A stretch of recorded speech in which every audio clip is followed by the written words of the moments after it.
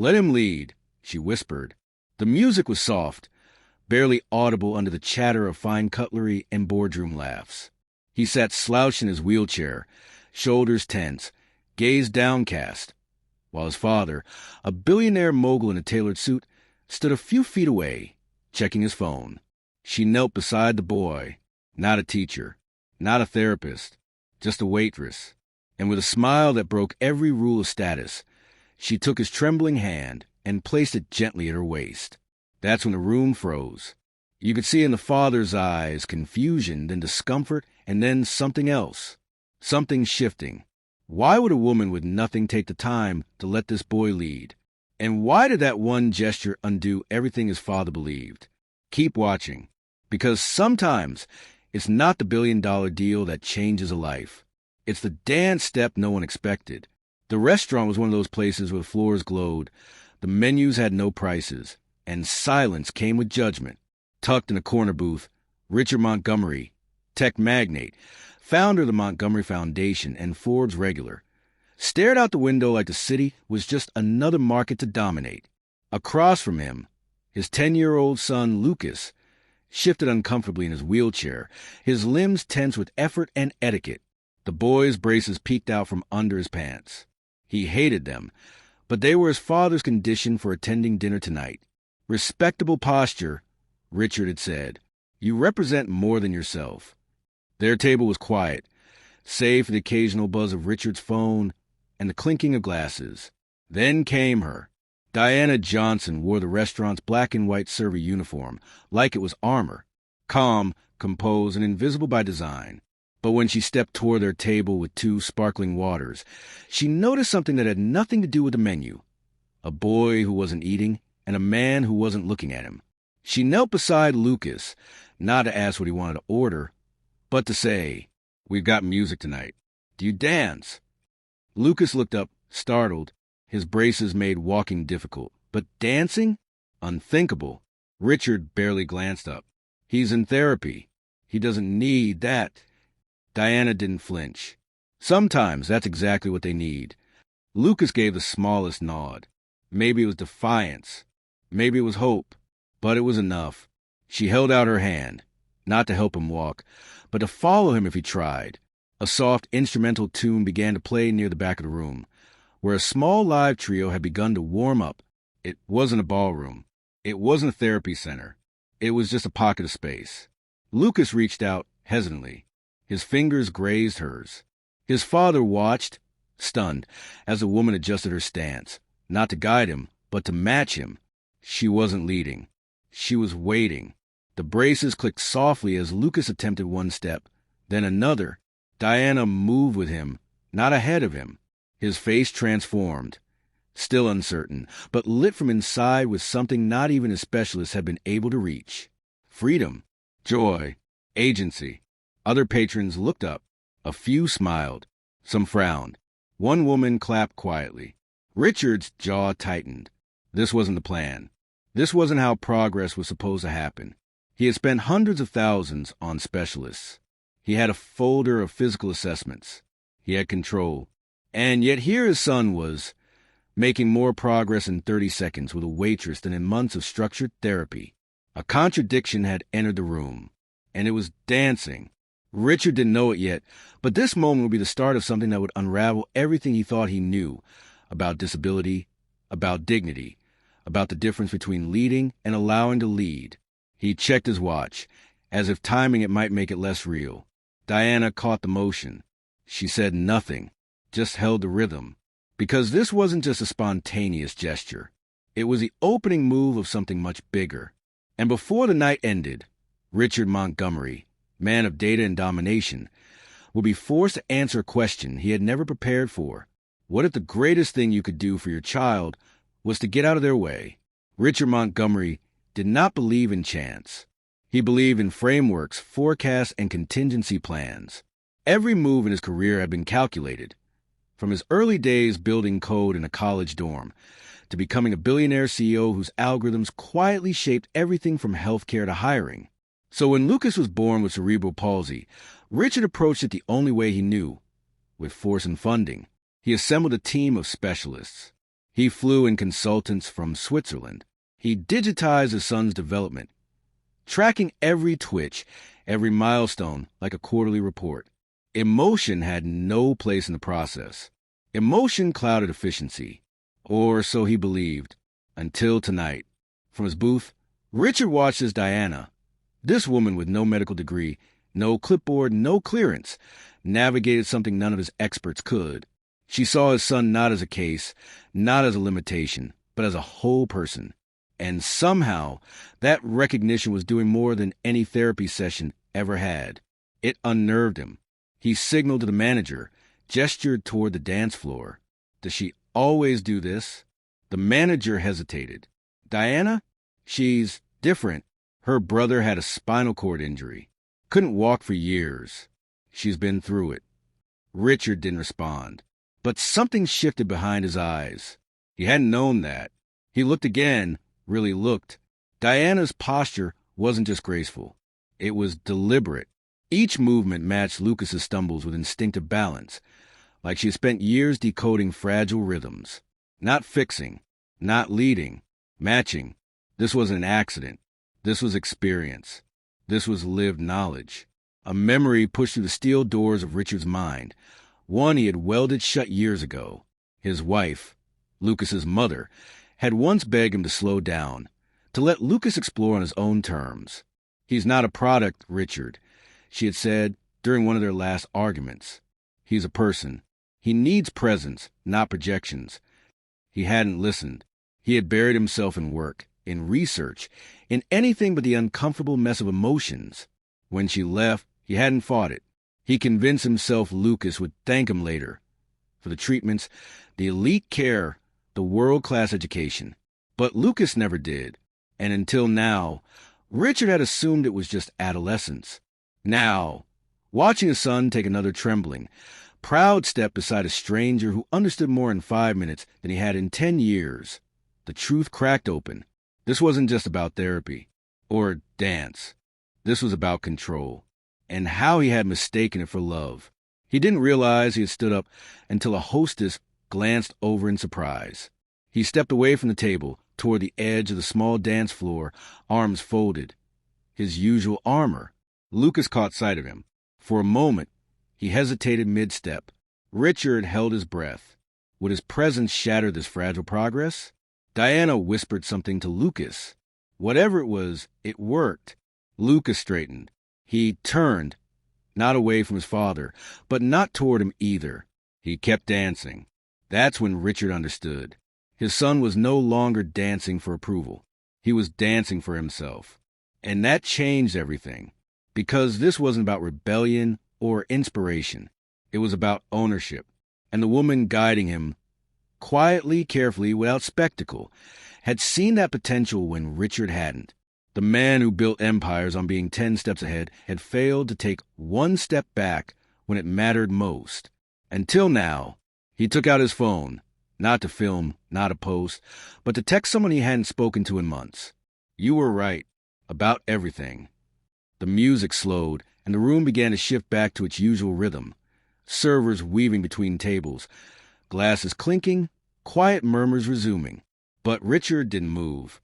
He stood rooted just beside the floor, watching Lucas breathe heavily, sweat forming near his temples, Diana steadying him without fanfare. The spell wasn't broken. Not yet, but it was about to be. Mr. Montgomery? A soft, rehearsed voice behind him. A man in a press shirt and an eager smile. Forgive the interruption. I'm from the Journal. We heard you'd be dining here. Could I ask? Richard cut him off with a raised hand, but it was too late. The camera flash caught Lucas in mid-step. Lucas flinched. The music hadn't stopped, but the air had changed. Eyes turned. Someone whispered, "Is that the tech billionaire?" Another phone emerged, shaky and intrusive. A customer aimed their lens at the floor, clearly trying to capture the moment. Diana placed herself subtly between Lucas and the crowd. It wasn't just a dance anymore. It was a scene. Richard felt it like a cold hand on the back of his neck. The world watching. That familiar buzz of control, of narrative, of power. He could spin this, contain it, issue a statement. But that instinct, his default armor, felt wrong now. He looked at his son, at the small shoulders rising and falling, at the flicker of joy turning to fear. He had seen that flicker before, during press conferences, photo ops, school interviews. Every time someone turned Lucas into a symbol, that light dimmed. And now it was happening again because of him. Diana's voice cut through, calm and clear. "Lucas, do you want to keep going?" The room quieted. It was such a simple question. Not can you keep going? Not should you? But do you want to? Lucas looked at her, then at his father, then at the growing crowd. His hands trembled. His body leaned slightly to the left, his balance betraying him.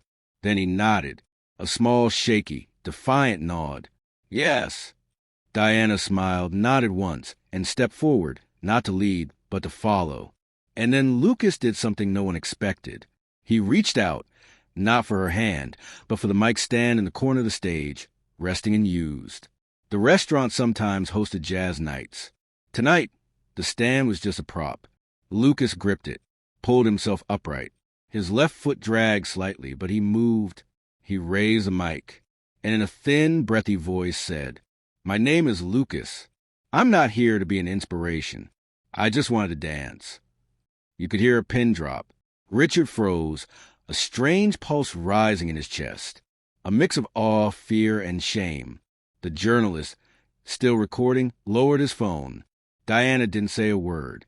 She stepped back, letting the spotlight settle, not on her, not on the father, but on the boy who had just claimed his own voice. And then a soft clap. One person, then two, then the room followed. Not loud, not theatrical, just quiet, respectful recognition. But for Richard, it was deafening. His whole life had been about performance, about metrics, about engineering the perfect outcome. But this wasn't orchestrated. This was truth. He turned to the journalist. "Don't use his name," he said. "Not tonight. Not like this." The man hesitated. But the story... Richard looked him dead in the eye. Let him have one moment that isn't about someone else's agenda. And with that, he walked to the dance floor, not to interrupt, not to claim credit, but to stand beside his son. Quiet, present. Lucas didn't look at him. He didn't need to. The moment had already shifted. This wasn't about the billionaire or the waitress. It wasn't about the diagnosis or the company or the headlines. It was about a boy who danced because he wanted to, and a father who, for the first time, didn't step in, but stepped back.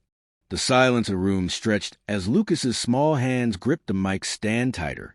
His breath steadied, and his gaze shifted. Not downward, where so many expected it to fall, but forward, toward a future he was beginning to shape himself.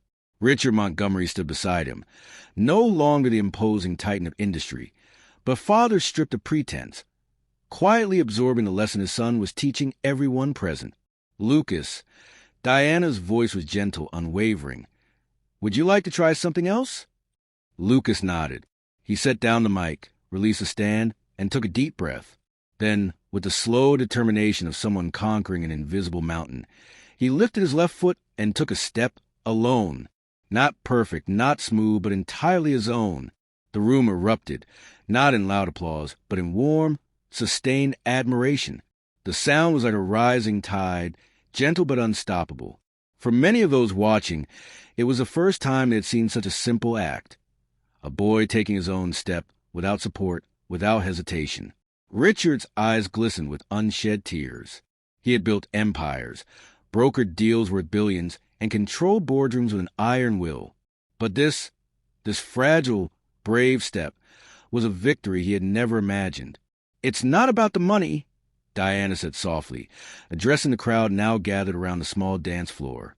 "It's about giving children like Lucas the freedom to find their own rhythm, to learn, fall, get up, and grow, not because we force it on them, but because they choose to." Richard found his voice, raw but sincere. "I've spent years trying to control everything, including my son's future.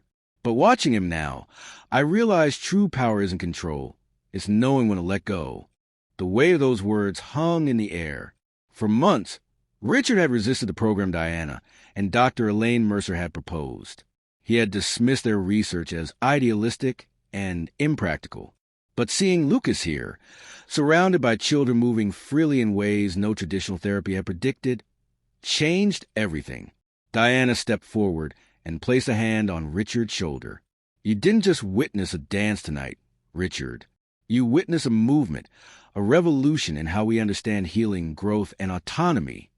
The press had started to gather outside, their cameras and voices waiting for a statement.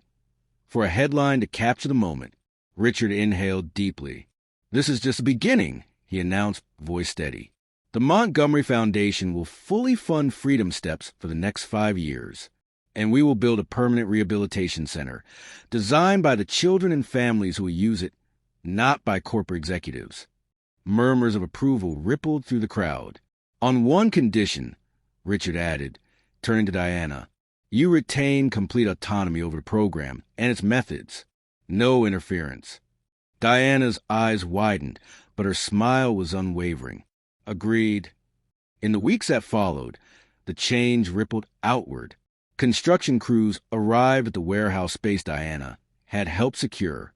Plans were drawn and redrawn, every room shaped by the voices of children and parents. No sterile, clinical corridors, but bright, open spaces filled with colors, music, and freedom. Lucas visited often, sometimes bringing friends from his school, other children who were beginning their own journeys. With each visit, his confidence grew. He no longer needed the heavy braces of before. Now, a lightweight support on his left leg was his only aid, and on good days, even that was unnecessary. Richard, too, changed. The man who once believed power was wielded through wealth and control now found himself studying neuroplasticity articles and attending board meetings not to dominate, but to learn. He asked questions he had never dared to ask before. He listened, really listened, to scientists, therapists, and most importantly, to families. At a meeting 3 months later, Diana smiled over the plan spread across the table. I never thought I'd see you here, she said lightly. Richard rubbed his tired eyes and chuckled. I never thought I'd have to study brain science at 50. Lucas's progress became the foundation of a new narrative, one not of limits, but of potential. The Freedom Steps program expanded beyond their city, spreading to hospitals and communities across the country. Experts hailed the methodology as groundbreaking, blending neuroscience with compassionate, child-led movement. And through it all, Lucas remained at the center, not just as a patient, but as a leader, enrolled now in a regular school. He spoke openly about his journey, inspiring others to find their own pace and strength. One afternoon, as Lucas practiced a new routine with other children, Richard watched quietly from the side. He doesn't need you to hold him anymore, Diana said softly, approaching. Richard nodded slowly.